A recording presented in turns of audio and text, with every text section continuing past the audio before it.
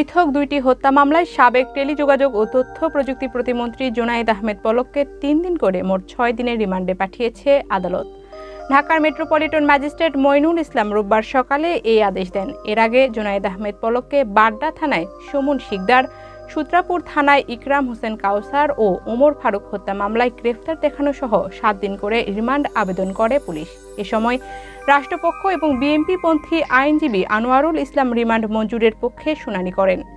আসামির পক্ষে আইনজীবী মোর্শেদ হোসেন শাহিন রিমান্ড বাতিল চেয়ে জামিন আবেদন করেন। পরে শুনানি শেষে আদালত রিমান্ডের আবেদন মঞ্জুর করেন।